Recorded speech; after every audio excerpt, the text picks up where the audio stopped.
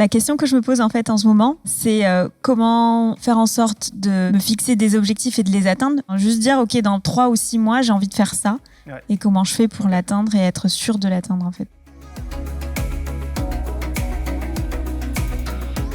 Tu vois, déjà dans cette question-là, je sais que dans la question que tu as posée, tu parlais d'annuel. Et déjà, je voulais juste partager un point important, c'est qu'on a tendance à se fixer des objectifs des fois en début d'année, que ce soit janvier, que ce soit septembre, sur l'année. Et en fait, 12 mois, c'est une période qui est un petit peu dans l'inconscient collectif, mais ce n'est pas la meilleure période pour réussir à mettre en place ces projets. La vraie période, et tu l'as mentionné, c'est 90 jours, c'est 3 mois. Tout simplement parce qu'en tant qu'être humain, au bout de 90 jours, on perd le focus, on perd le fil. Et c'est vrai qu'un objectif, un projet, quand on le crée, au départ, on peut avoir cette motivation, ce fuel. Mais si au bout de 90 jours, ça s'érode, un an, on l'oublie, on le perd de vue. Nous, on fonctionne vraiment comme ça dans l'entreprise, c'est que chaque trimestre, on fait ça aussi avec les programmes d'accompagnement, on crée ces projets, ces objectifs sur une période de 90 jours. Donc déjà, ça va pouvoir t'aider là-dessus. La deuxième chose, autour des objectifs et des projets, je sais que tu es en manque de temps. Alors ça, on va parler de productivité aujourd'hui, et je pense que c'est un autre sujet, mais en particulier sur les projets, et s'assurer qu'on mette des projets à terme, c'est s'assurer qu'émotionnellement, ils soient chargés, ces projets-là. Et qu'est-ce que j'entends par charger émotionnellement, c'est de te poser des questions. La première, c'est quand tu lances un projet, est-ce que tu en as un exemple que tu pourrais me partager juste là? Oui, ça me tient vraiment à cœur de lancer ma nouvelle formation pour aider les gens à faire des webinaires et à vendre leurs produits par webinaire. Okay. Et ça fait 6 mois que j'essaye de la lancer. En général, si tu ne l'as pas lancé et que tu procrastines, c'est pour des bonnes raisons. Donc c'est bon signe que tu procrastines. Et déjà, on peut tous dire qu'on procrastine tous et c'est complètement OK. Et même, il faut être fier de procrastiner, ça veut dire que c'est important pour toi. Et qu'aujourd'hui, tu n'as pas forcément soit le temps, la capacité, les ressources pour le mettre en place. Donc première chose à faire, c'est de charger émotionnellement ton projet. C'est de te poser différentes questions. C'est de te dire, la première, c'est à quoi il va ressembler le projet une fois fini.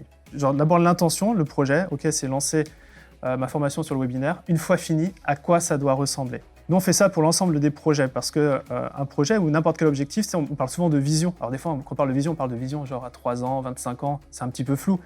Mais chaque projet, en fait, on doit l'imaginer. C'est comme ça que ça fonctionne. Donc peut-être tu peux dire, OK, ce projet sera terminé quand la plateforme de formation sera en ligne, quand il y aura les 52 vidéos dedans, quand j'aurai mon premier client. Et déjà, rien que ça, tu charges émotionnellement le projet. Après, il y a 3 petites questions que j'aimerais que tu te poses au moment de te dire « je lance le projet ». Le premier, c'est pourquoi c'est important pour toi. Je ne sais pas si tu as déjà fait ce travail. Peut-être que tu l'as fait intellectuellement, mais est-ce que tu l'as fait à l'écrit? Est-ce que tu l'as posé? Est-ce que tu l'as sorti? Non, je ne l'ai pas posé, c'est dans ma tête. C'est dans ta tête. Eh ben ça, déjà, ça, c'est un gros enseignement pour toi. C'est qu'un projet, avant même qu'il se matérialise dans la vraie vie, matérialise-le sur le papier. Et c'est encore plus important aujourd'hui où tu es plus, on va dire, solopreneur, plus tu as une équipe qui grossit, plus c'est important justement de montrer le projet à quoi il doit ressembler pour que les équipes puissent l'approprier et aussi dire pourquoi c'est important de donner du contexte, donner du sens à un projet. Et même si quand on a une équipe, on se dit « bah oui, c'est évident », d'abord le faire pour soi-même, c'est important. Donc pourquoi c'est important? Quelle différence ça va faire? Parce que des fois, des projets, on ne les lance pas parce qu'on n'arrive pas à se dire bah, « ça fait vraiment une différence ». Tu vois là, tu es en train, quand tu lances ce type de projet, d'être dans une espèce de balance où tu as plein de trucs qui sont en cours, tu as ce truc-là que tu veux faire, mais si tu veux, tu n'as pas une bascule importante pour te dire « je le lance ». Eh bien, si tu réponds simplement à la question « quelle différence ça va faire pour moi, mon business ou pour mes clients ?» et tu listes vraiment les choses, bah ça joue énormément. Et une troisième question que tu peux te poser, c'est si je ne le fais pas, quel est le pire qui puisse arriver? Donc tu vois, là, on charge encore émotionnellement le projet. On n'est même pas en train de parler de milestones, de différentes étapes, mais si tu fais ça, te dire ouais, si tu le fais pas, qu'est-ce qui va se passer, le pire qui puisse arriver, bah pareil, tu vas utiliser un petit peu le côté négatif de la charge émotionnelle du projet. Et juste ça, je peux te dire, ça se trouve, tu fais ça ce soir, à la fin de la journée, tu te dis mais c'est évident, je démarre mais ce soir, tu vois. Et je pense que bien souvent, on a des projets qu'on souhaite mettre en place et qu'on démarre jamais parce qu'il n'y a pas eu cette charge émotionnelle au démarrage. La petite astuce derrière, c'est qu'un projet, tu ne le commences pas tant que tu n'as pas pris un engagement. Et prendre un engagement, c'est 2 étapes. C'est tout ce que je viens de partager là, et c'est une deadline. Je ne sais pas si aujourd'hui, tu as une deadline.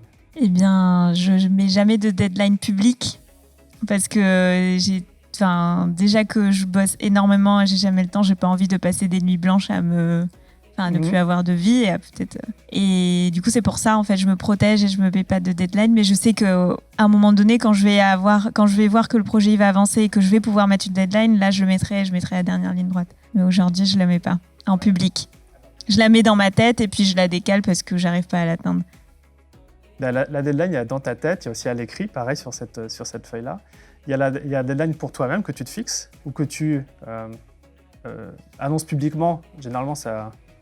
En fait, c'est à double tranchant. Soit, du coup, ça te motive parce que tu t'es engagé auprès d'autres, soit du coup, tu le fais jamais parce que du coup, tu te seras engagé envers les gens. Quand tu es dans ce cas-là, moi, ce que je conseille toujours, c'est de mettre une deadline sur la première étape du projet. Et si tu veux, c'est genre, on met une espèce de pied dans l'eau, on essaye de voir est-ce que c'est chaud, c'est froid. Puis en fait, on se rend compte, ah, c'est pas si mal. On va dire, je peux en mettre un deuxième, et au final, c'est comme ça qu'on peut lancer la machine de ce projet, si pour toi, il est important. Donc ça, c'est un hack que tu peux utiliser pour utiliser cette deadline, cette échéance.